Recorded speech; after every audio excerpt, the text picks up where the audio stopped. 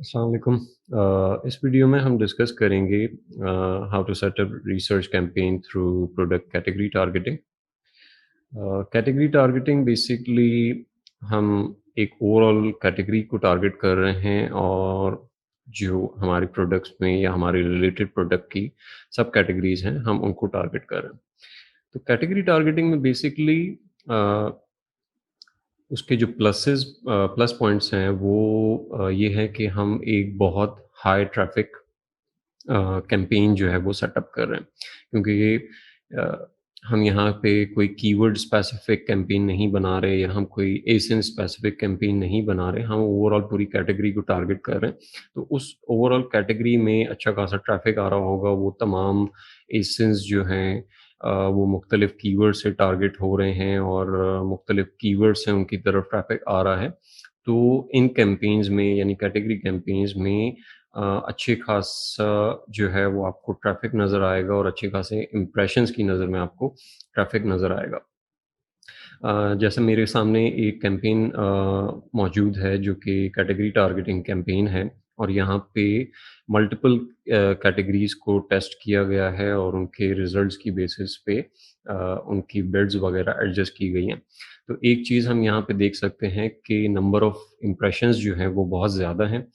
और इसी number of impressions के ज़्यादा होने की वजह से और ट्रैफ़िक ज़्यादा होने की वजह से हम इन कैंपेन्स पे लो बिड के साथ अपनी कैंपेन्स जो हैं वो बिल्ड कर सकते हैं और उन लो बिड्स के बावजूद भी हमें क्लिक्स जो हैं वो मिल जाते हैं क्योंकि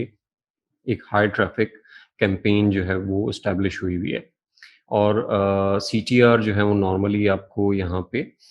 कम नज़र आएगा बिलो 1% या बिलो 0.5% से भी 0.5% से भी कम जो है वो आपको सीटीआर नज़र आ सकता है। बट उस लो सीटीआर की होने के बावजूद भी जो है वो हमें अच्छे नंबर ऑफ क्लिक्स जो हैं यहाँ पे मिल जाते हैं। दूसरा पॉइंट ये है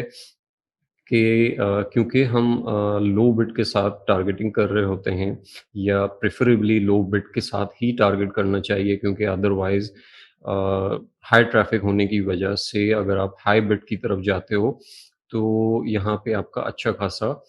स्पेंड जो है वो आपका पीपीसी स्पेंड जो है वो इन्हीं कैंपेन्स के ऊपर जो है वो स्पेंड हो जाएगा। तो यहाँ पे लो बिड्स के साथ जाना वो ज़्यादा एप्रोप्रिएट है। देन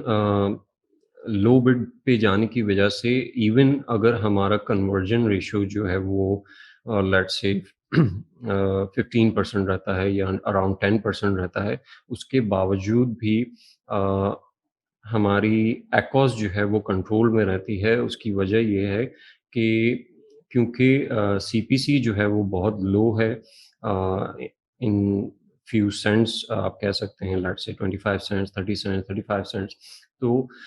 उस लो सीपीसी होने की वजह से इवन आपको अ अ, $3 स्पेंड करने के बाद या $2.5 स्पेंड करने के बाद यानी 10 टू 12 क्लिक्स में जो है वो आपको एक ऑर्डर मिल रहा है। उसके बावजूद भी हमारा एक्ॉस जो है वो कंट्रोल में रहता है कि अगर हम एक रीज़नेबल प्राइस के साथ अपनी प्रोडक्ट जो है वो सेल कर रहे हैं। तो कैटेगरी कैंपेन हम किस तरह से बिल्ड कर सकते हैं उसमें हमारे पास अ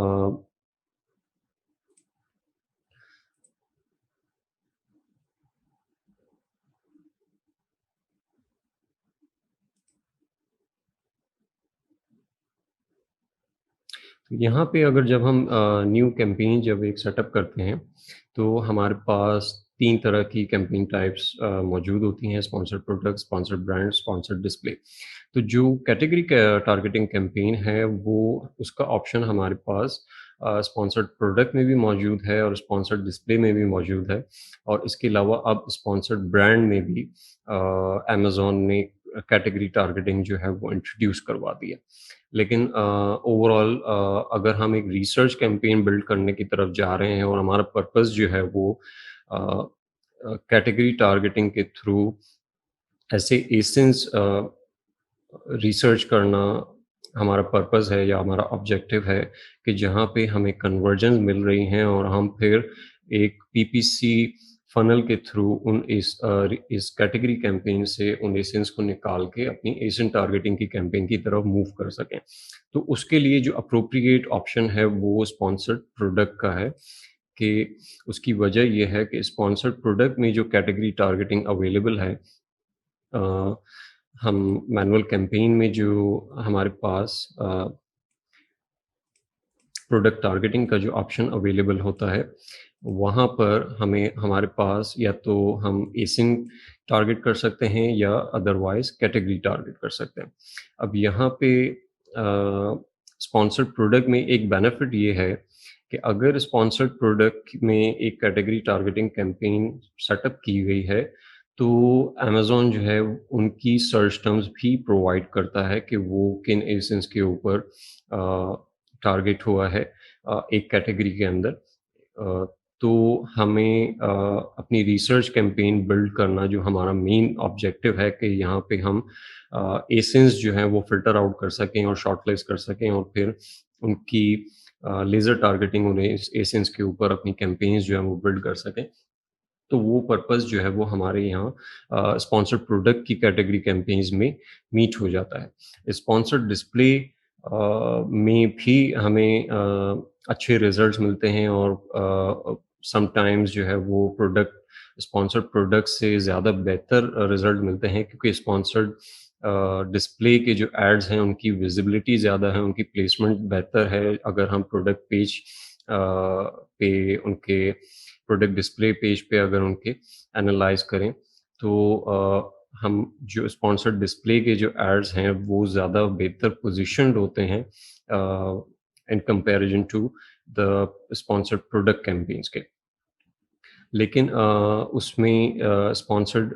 डिस्प्ले में अमेज़न का डाटा जो है वो सर्च टर्म्स यानी हमें स्पेसिफ़िक एसेंस का डाटा जो है वो प्रोवाइड नहीं करता, तो हम वहाँ से एक रिसर्च कैंपेन बिल्ड नहीं कर सकते। हम डेफ़िनेटली वहाँ पे कैटेगरी कैंपेन ज़रूर बिल्ड कर सकते हैं और वहाँ से रिज़ल्ट जो है वो ले सकते हैं। बट वहाँ से हम स्पॉन्सर्ड डिस्प्ले के ऐड से हम एसेंस जो है वो फ़िल्टर आउट करने की कोई कैंपेन नहीं एस्टैब्लिश कर सकते। अच्छा, अगर हम स्पॉन्सर्ड प्रोडक्ट के थ्रू एक कैटेगरी कैंपेन और एक रिसर्च कैंपेन जो है वो डेवलप कर रहे हैं या क्रिएट कर रहे हैं, तो यहाँ पे कौन-सी कैटेगरीज़ एप्रोप्रिएट हैं कि किन पे टारगेटिंग की जा सकती है और अ, उनको किस तरह से मतलब यहाँ पे हमें क्या स्ट्रैटेजी लेनी चाहिए और किन-किन कैटेगरीज़ को हम टारगेट कर सकते हैं। तो फ़र्स्ट ऑफ ऑल तो ये कि अगर हमारे पास लेट्स से कि मैं एक प्रोडक्ट अगर हम चेकआउट करते हैं, तो हमारे पास लेट्स से ये प्रोडक्ट है। अब यहाँ पे सबसे पहले तो हमने उन कैटेगरीज़ को सेलेक्ट करना है जो हाइली रेलेवेंट हैं हमारी टारगेटेड प्रोडक्ट से। इससे ये होगा कि जो ट्रैफ़िक इन कैटेगरीज़ के ऊपर आ रहा होगा वो उनमें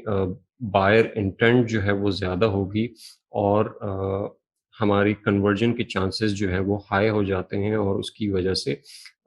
हमारा एकोज़ भी कंट्रोल में रहने के चांसेस ज़्यादा हैं, हमारा स्पेंड कम होने के चांसेस ज़्यादा हैं और हमें अच्छी कन्वर्जन मिलने के चांसेस वहाँ पे बढ़ जाते हैं। तो स्टार्टिंग विद कि जो ऐसी कैटेगरीज़ हैं जिनमें हमारा रिलेटेड प्रोडक्ट या हमारा टारगेटेड प्रोडक्ट लिस्ट हुआ हुआ है, हम उन कैटेगरीज़ को इनिशियल बेसिस पे पिक करें और उनके ऊपर रिसर्च कैंपेन बिल्ड करना शुरू करें। वो कैटेगरीज़ जो हैं एक भी हो सकती है जो सब कैटेगरी है अगर हम सब कैटेगरी यहाँ पे बात करें, तो यहाँ पे हमें सब कैटेगरी नज़र आ रही है और मेन कैटेगरी नज़र आ रही है। मेन कैटेगरी की इस प्रोडक्ट की हेल्थ एंड हाउसहोल्ड है, लेकिन सब कैटेगरी जो है वो डिफरेंट है। तो नॉर्मली ऐसा भी होता है कि एक ही प्रोडक्ट जो है वो मल्टीपल सब कैटेगरीज़ में लिस्टेड होती है, तो वहाँ पर इस सिचुएशन में हम मल्टीपल कैटेगरीज़ को भी टारगेट कर सकते हैं, अगर वो मल्टीपल सब कैटेगरीज़ जो हैं, वो हाइली रेलेवेंट हैं हमारी प्रोडक्ट के साथ। तो यहाँ से हम अपने मेन जो प्रोडक्ट है, उससे हम फाइंड आउट करेंगे कि हमारी रेलेवेंट कैटेगरीज़ कौन-कौन सी हैं। उसके अलावा जो हम जिन कैटेगरीज़ को टारगेट कर सकते हैं, उनमें ऑप्शन हमारे पास अगर हम सुपर रेलेवेंट कैटेगरीज़ के बाद भी हम कुछ नई कैटेगरीज़ को टेस्ट करना चाह रहे हैं, तो उसमें हम फिर ये कर सकते हैं कि हम अपनी टारगेट प्रोडक्ट के साथ ये देखें कि उसके साथ फ्रीक्वेंटली बॉट टुगेदर प्रोडक्ट्स जो हैं वो कौन-सी हैं और वो किन कैटेगरीज़ में आ रही हैं। तो उसकी वजह से हमें और भी ब्रॉडर कैटेगरीज़ जो हैं वो मिल सकती हैं, जहाँ पे हमारी प्रोडक्ट के कन्वर्जन के चांसेस मौजूद हैं। वो रेलेवेंट कैटेगरी से जो है वो कम होंगे, लेकिन वहाँ पे फिर भी चांसेस जो हैं वो फिर भी मौजूद होंगे क्योंकि अ,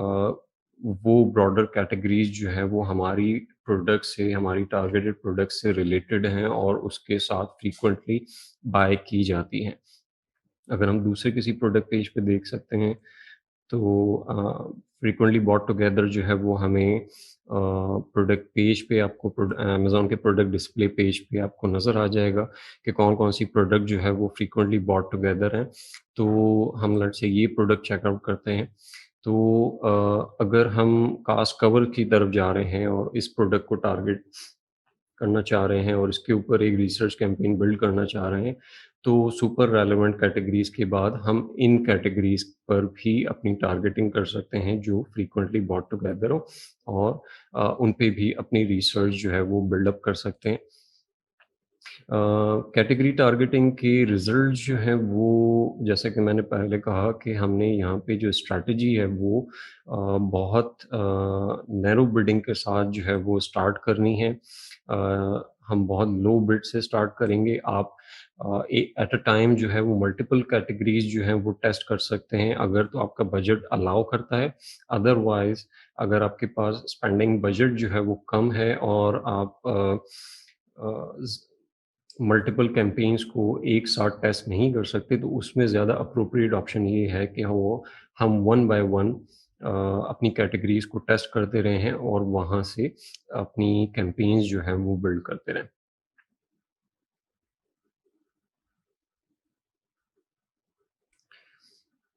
अच्छा, यहाँ पे अगर हम एक वॉक थ्रू करें कि हमने कैटेगरी कैंपेन जो है वो किस तरह से सेटअप करनी है। तो सबसे पहले तो हम कैटेगरी नेम, पोर्टफोलियो वगैरह और अपने कैंपेन के बजट्स वगैरह जो है वो अलाउ कर देंगे। एट लीस्ट यहाँ पे बजट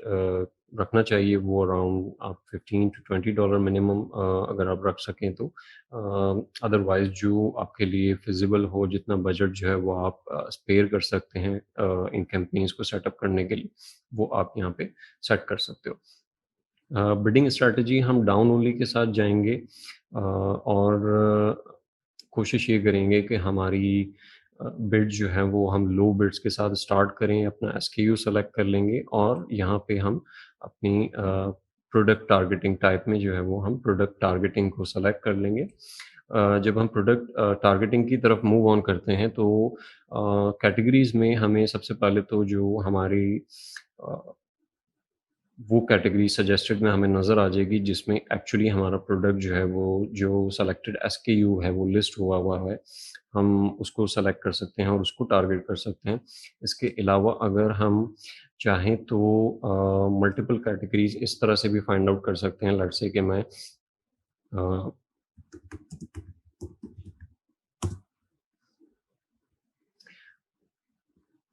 अगर मैंने रग ग्रिपर जो है वो यहाँ पे लिखा है या अपना कोई भी मेन कीवर्ड जो है वो अपनी प्रोडक्ट का लिखा है, तो अगर वो मल्टीपल कैटेगरीज़ में फ़ॉल करता है और उसकी सब कैटेगरीज़ जो हैं वो डिफरेंट है और डिफरेंट सब कैटेगरीज़ में वो लिस्ट हुआ हुआ है, तो वो आपके पास यहाँ पे ऑप्शंस उसके नज़र आ जाएँगे और आप उनको भी अपनी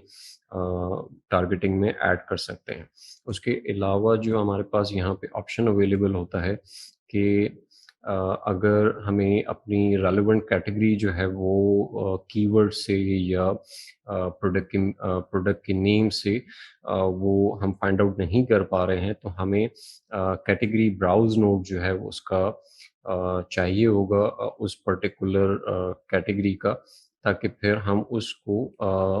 इस लिस्ट के थ्रू जो है वो ईज़िली लोकेट कर लें। लेट्स से कि मुझे होम एंड किचन में स्टोरेज और ऑर्गेनाइज़ेशन यहाँ से हम ड्रिल डाउन करते हुए अपनी उस रेलेवेंट कैटेगरी तक पहुँच सकते हैं। कैटेगरी ब्राउज़ नोड किसी भी प्रोडक्ट का अगर अ अ आई मीन अगर आपको पता करना हो तो एक तो मेन इमेज के ऊपर अ, हमें जो कैटेगरी ब्राउज़ नोड है वो यहाँ पे लिखा हुआ नज़र आ जाता है। अगर आपको ये कैटेगरी ब्राउज़ नोड नज़र नहीं लिखा हुआ आ रहा, तो उसका तरीका ये है कि आपने जो यूआरएल यूज़ करना है वो अ उसको इस तरह से आप सेटअप करेंगे। अगर आप amazon.com की तरफ जा रहे हैं तो amazon.com/dp/ आपका जो एसिन है उसको आप सर्च करेंगे, तो आपको ये कैटेगरी ब्राउज़ नोड जो है वो उसकी मेन इमेज के ऊपर नज़र आ जाएगा और यहाँ से आप अपनी कैटेगरी का जो अ, ब्राउज़ नोड है उसको फाइंड आउट कर सकते हैं और फिर आप अपनी कैंपेन में प्रोडक्ट टारगेटिंग में उसको ईज़िली लोकेट कर सकते हैं जो भी कैटेगरी आप टारगेट करना चाह रहे हैं। अच्छा, यहाँ पे नेक्स्ट जो ऑप्शन हमारे पास अवेलेबल होता है वो ये है कि अगर हम बहुत ज़्यादा ब्रॉड टारगेटिंग नहीं करना चाहते अपनी कैटेगरी के ऊपर, तो हम अपनी टारगेटिंग को रिफ़ाइन भी कर सकते हैं और वो हमारे पास ये रिफ़ाइन का ऑप्शन मौजूद होता है और इसके थ्रू अगर हम चेकआउट करें, तो यहाँ पे हम अपने ब्रांड सेलेक्ट कर सकते हैं कि अगर हम किसी पर्टिकुलर ब्रांड की प्रोडक्ट्स को एक पर्टिकुलर कैटेगरी में टारगेट करना चाह रहे हैं या मल्टीपल ब्रांड्स की प्रोडक्ट को टारगेट करना चाह रहे हैं, तो वो स्पेसिफिक ब्रांड्स जो हैं वो हम यहाँ पे सेलेक्ट कर लें। उसके अलावा हम प्राइस रेंज की तरफ जा सकते हैं। अगर हमारी प्राइस लेट्स से $10 है, तो यहाँ पे हम ये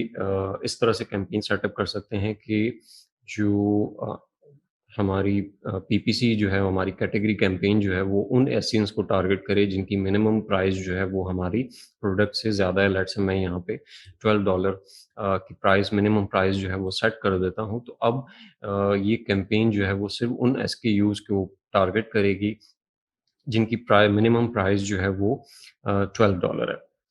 उसके अलावा हम यहाँ पे रिव्यू स्टार रेटिंग्स को भी रिफ़ाइन कर सकते हैं और उसकी बेसिस पे भी हम अपनी कैटेगरी टारगेटिंग को नैरो डाउन कर सकते हैं और यहाँ पे हम 3 स्टार, 4 स्टार या ऐसी प्रोडक्ट जो जिनकी रेटिंग्स बहुत पुअर हैं, हम उनको टारगेट कर सकते हैं और इसके अलावा हमारे पास ऑप्शन अवेलेबल है कि हम नॉन प्राइम एलिजिबल्स को ऐसे सेलर्स जो प्राइम प्रोग्राम में एलिजिबल नहीं हैं, उनको टारगेट कर सकते हैं।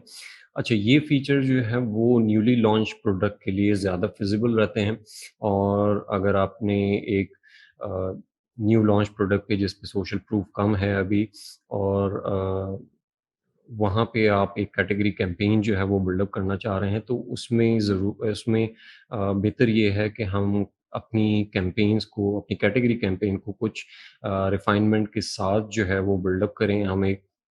यहाँ पर मिनिमम प्राइस रेंज का फ़िल्टर यूज़ कर सकते हैं, हम नॉट प्राइम एलिजिबल का फ़िल्टर यूज़ कर सकते हैं और इनकी बेसिस पे हम मल्टीपल कैंपेन्स बना सकते हैं। यानी बेहतर ये है कि हम सारे फ़िल्टर्स जो हैं वो एक ही कैंपेन में ऐड अप ना करें, उसके बजाय हम एक कैटेगरी कैंपेन जो है वो प्राइस रेंज के साथ सेटअप कर लें, एक कैटेगरी कैंपेन जो है वो हम शिपिंग मेथड यानी प्राइम एलिजिबिलिटी के बेसिस पे सेटअप कर लें और उसके अलावा हम रेटिंग्स की बेसिस पे भी अपनी एक कैंपेन सेटअप कर सकते हैं depending on the budget you you have और जो भी आपके स्पेंडिंग अलाउ करती है उसके हिसाब से आप अपनी रिसर्च कैंपेन्स जो है वो यहाँ पे कैटेगरी टारगेटिंग के थ्रू बिल्ड कर सकते हैं। यही ऑप्शंस जो है वो हमारे पास स्पॉन्सर्ड डिस्प्ले कैंपेन्स में भी मौजूद होते हैं और उसमें हम इसी तरह से प्रोडक्ट टारगेटिंग की कैंपेन्स जो है ये प्रोडक्ट कैटेगरी टारगेटिंग की कैंपेन्स जो है वो बिल्डअप कर सकते हैं। लेकिन जैसा कि मैंने यहाँ पे पहले डिस्कस किया कि स्पॉन्सर्ड डिस्प्ले कैंपेन्स में हमें सर्च टर्म का डाटा जो है वो अवेलेबल नहीं होता और जो कैंपेन्स जो हैं वो अ, अगर हम रिसर्च कैंपेन यहाँ पे बिल्ड करना चाह रहे हैं, तो यहाँ पे हमारे पास ये ऑप्शन अवेलेबल नहीं होगा कि हम स्पॉन्सर्ड डिस्प्ले से अपनी सर्च टर्म्स जो हैं वो एक्सट्रैक्ट कर सकें। अदरवाइज़ यहाँ पे आपको तमाम कैटेगरीज़ के ऑप्शंस जो हैं वो उसी तरह से अवेलेबल होंगे जिस तरह स्पॉन्सर्ड प्रोडक्ट में वो अवेलेबल होते हैं।